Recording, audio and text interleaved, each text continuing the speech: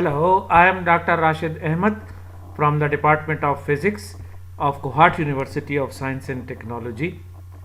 In the subject of particle physics with the course code PHY 452, we are at the lecture number 4 and the topic is mesons.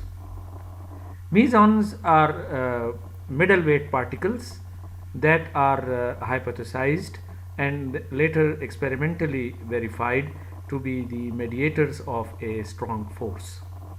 So in today's lecture I will explain that what are mesons and where we can experimentally detect.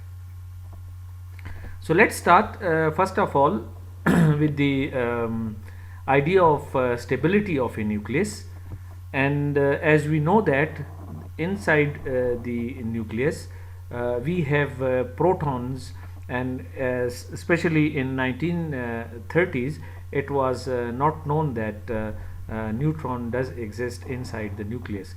So people thought that nucleus is made of protons as well, and protons have a positive charge on them. Since they are positively charged, therefore there is a strong repulsion, electromagnetic repulsive force present between them, and this repulsive force repel protons present inside the nucleus, and hence nucleus will eventually be destroyed. But we don't see such instability inside an atom, and we know that atom is stable and it's there. So then question arises that in spite of this electromagnetic repulsion present between protons, why nucleus is or atom is still stable?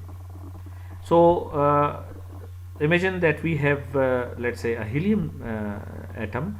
It is true also, it is even worse in case of the heavier atoms, but imagine that we have a helium atom, and in this helium atom inside the nucleus we have protons, and then we have electrons circling around the nucleus, and we also have neutral particles, that is neutrons inside the nucleus. And although they are neutral, but the problem is these two protons are electrically charged particles, that is they have a positive charge upon them. Now from Coulomb's law or electromagnetic theory, we know that the similar charges repel each other. For example, this proton will repel this proton, and because of the repulsion they will try to break apart from this nucleus and go away, and hence this nucleus will be destroyed. Especially in heavier atoms, for example uranium, this effect even will be worse, where we have so many protons present inside the nucleus, and according to electromagnetic theory that should break apart because of the electromagnetic repulsion present between the two protons. Now the question is, and the problem is, that we don't see any destruction of a nucleus or atom, and atom or nucleus is still stable and present in its form. So then question is that what actually holds nucleus together, and is there any other force present between these protons and neutrons which is even stronger than electromagnetic force? Number one, point number one. And point number two, that it is attractive in nature, because electromagnetic force is repulsive in nature, so therefore it will repel these protons. But since nucleus is stable, so therefore we need another force which is attractive and also stronger than electromagnetic repulsion. By this way the nucleus will remain stable and will not be destroyed. But the question is whether such kind of force exists or not. The answer is yes, this force exists, and this was for the first time was hypothesized by the Yukawa, and he said that there is a strong force present in the nucleus, and it is attractive in nature. So then why don't we see it? The question is, why don't we see this strong force everywhere? And the answer to this question was that this is a very short range force. So first of all, this force, this strong force, actually binds all neutrons and protons together. So it's not only between, so it's between all the nucleons. So if we have a nucleus, so we have protons inside and we have neutrons inside. So this force exists between protons and neutrons, and it binds them together. Remember, in the case of the electromagnetic force, it acts only on the protons, because protons are positively charged particles. Therefore, electromagnetic force acts between only positively charged particles, and since neutrons are neutral particles, therefore electromagnetic force does not act on them. But strong force is not charge dependent.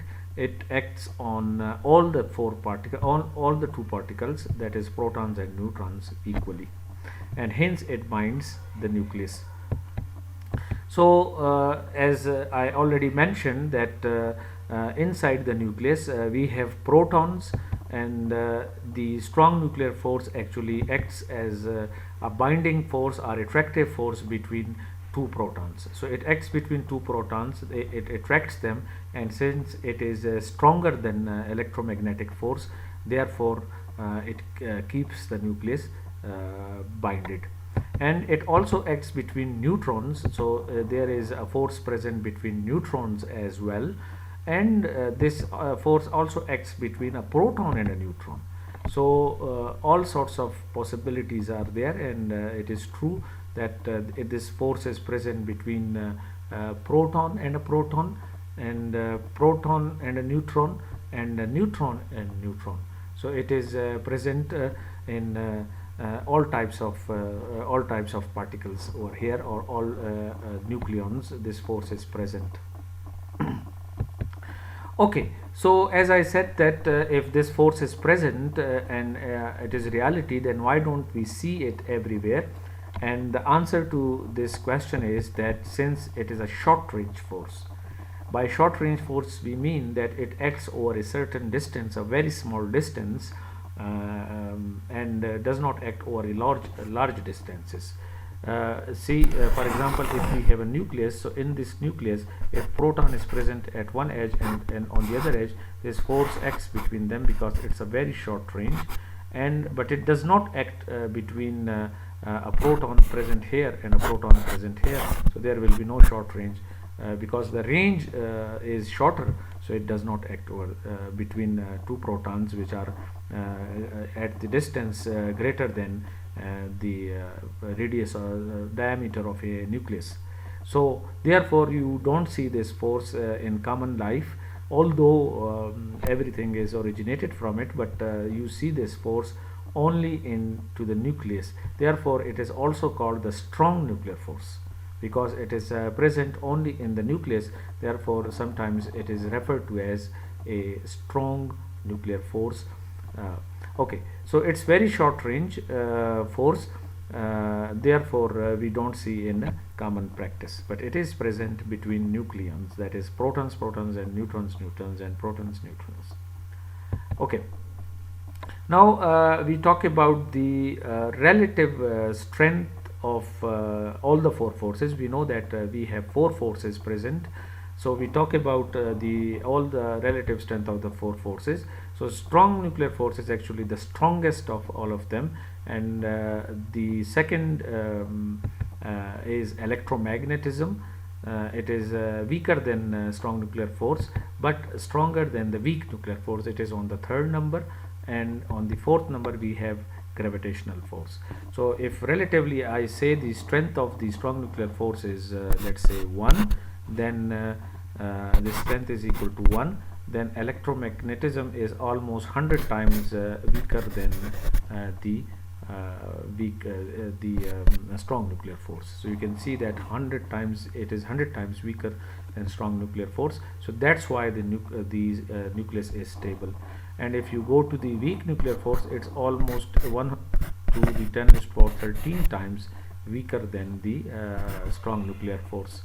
And if we go even towards the gravity, it is the weakest force, and it is almost 1 over 10 raised to power under some estimates 44 times weaker than the strong nuclear force.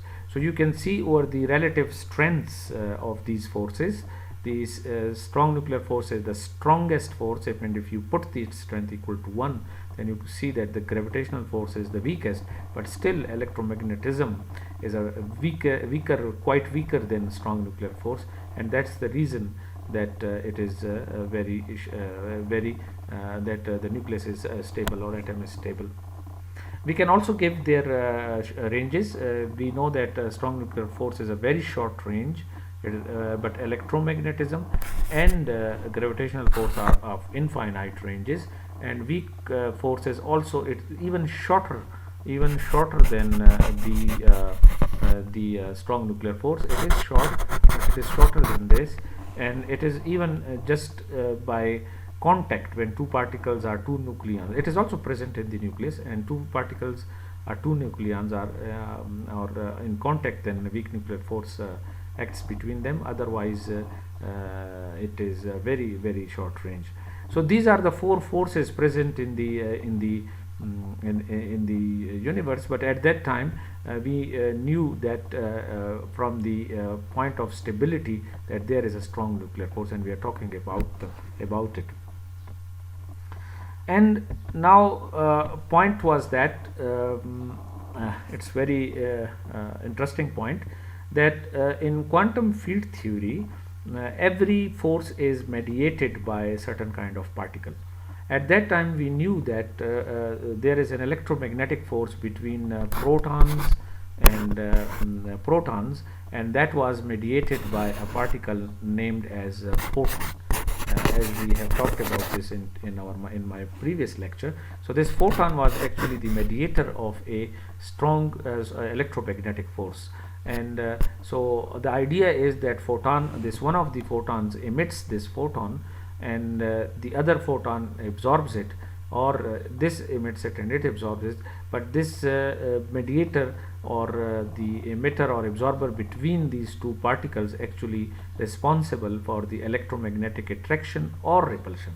Either it is between proton and proton, or proton and electron, but this mediator, that is the quanta of the force, is responsible for mediating the force between these two particles. So at that time we knew about the electromagnetic force, and we knew that it has got a quanta of particles. Then then a question arises that if there is a strong nuclear force present in the nucleus between nucleons, that what is the mediator of them. And at that time Yokawa presented his theory, and he said that the mediator of the strong force is called Meson. So why the name Meson? Because the reason was that by electron we mean the lightweight particles, and by proton we means very heavy particles, but these mesons are something we say a middleweight particles. See, the basic reason is that you know that the electromagnetic force between two particles is of infinite range, and this since it's infinite, therefore the mass of the photon is zero. We know that photon is massless, and you can think of it like a game. That is, if there are two friends and they are throwing a ball towards each other, and the rule of the game is that whenever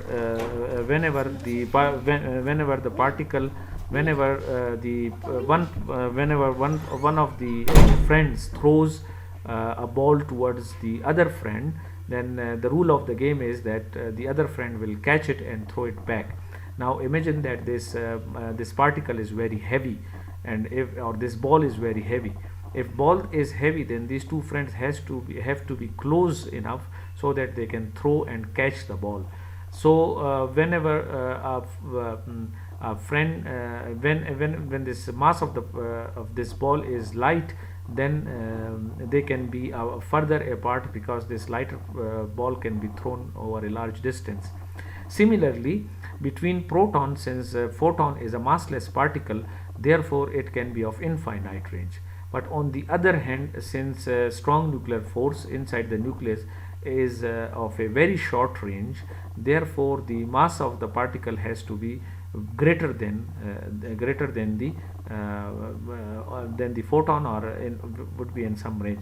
Therefore, Yukawa presented a theory, nuclear force theory, in which he said that mediator, which he called meson, should be of some mass, so that it can be counted to it can be encountered for the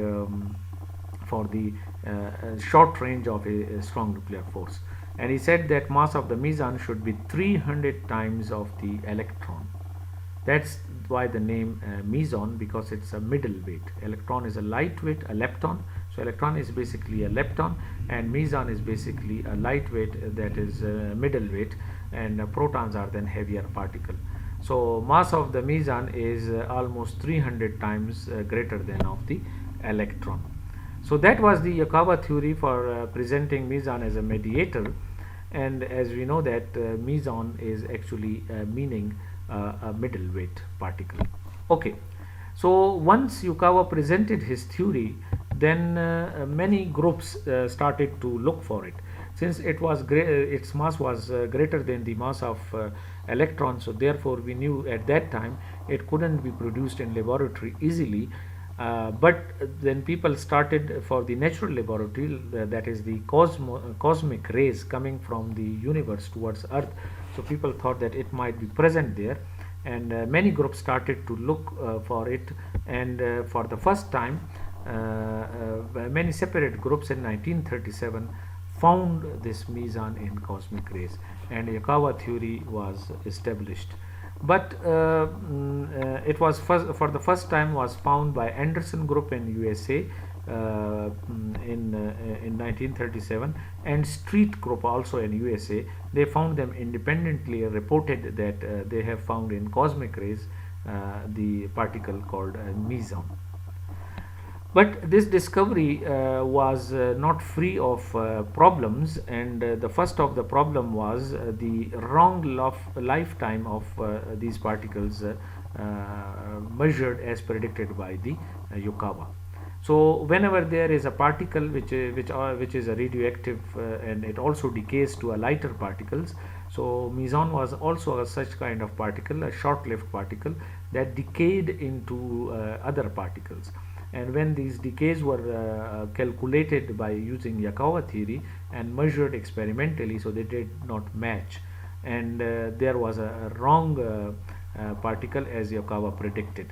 And also the mass did not match. The mass of the particles measured, found in the cosmic rays, was way lighter than the mass of the particle predicted by the Yukawa theory.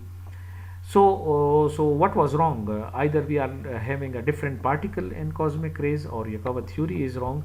So eventually people have found that actually there are not only one type of meson in cosmic rays, but actually there are two types of mesons found in the cosmic rays. So Powell group also in USA found that there are two mesons. They have actually confirmed it experimentally, that there are two mesons present in the cosmic rays, and they named it a muon and a pion. Now once we have found that there are now two mesons, then there was a debate that which one is actually the mediator of the strong force inside the nucleus. So that was the point, that which one is mediator. So then people started to theoretically match one of them with the or they could both be the mediators, but Marchek actually theoretically confirmed that actually pion is the one which is the true meson. So the true meson, as confirmed by Marchek, is theoretically as well, that is actually pion is the mediator of a strong nuclear force So this all story is over that time. We have now more understanding of this strong force, and we know that there are protons and neutrons are made of quarks, and in quarks there are color forces and gluons. That is discussed in later lectures, but I am taking you back into the history at 1930s, where we didn't know that there are quarks. So we just knew that there are protons and neutrons inside the nucleus, and they have to be attracting each other. There is a strong version of strong force there, mediated by eventually we knew that by pions. So by this way, the status of the pion as the mediator of a strong force was established. So now we come to our this famous last slide, where we see that how many particles we have now discovered. So it is about 1940s, you can think that we are at that time where we were counting that how many fundamental particles are present. So now this list is extended, and now what we have, as you if you remember, we have an electron as our fundamental particle. Then we have a proton, another our fundamental particle, and then we have a neutron, and then we found a photon. Photon is also a fundamental particle, and then we now this list is now extended, and we have another particle added to our list is pion, and also with this pion we have a muon. So now we have total number of fundamental particles. These are 6 fundamental particles at that time. Later on we will see that most of them will be omitted from this list and new will be included, but around 1940s this was the list. Scientist or physicist knew about the fundamental particles, that we have almost 6 fundamental particles at this time. We knew these particles to be constituents of the matter. These are the references, and at the end I would like to give you the summary of everything we learned today. So we learned that there are now we added 2 new particles, that is pion and muon, which are actually mesons, into our list. So mesons are actually middleweight particles and mediators of the strong force. So we started with the question that why nucleus is stable in spite of the fact that there is electromagnetic repulsion present between the 2 protons inside the nucleus, especially for the heavier nuclei where the repulsion is greater, and still it does not break apart. So why not? And Yukawa predicted that probably there is another force which is called strong force, stronger than electromagnetic force in strength and shorter in range, so that it is also only present inside the nucleus. And later Anderson and Street groups found it in a cosmic rays, and they found that there are 2 mesons, actually pion and a muon, and then Marshak theoretically confirmed that pions are actually the mediators of the strong force, and hence by this way we have extended our list of the fundamental particles, and now we know that we have 6 fundamental particles in altogether. With this I thank you all.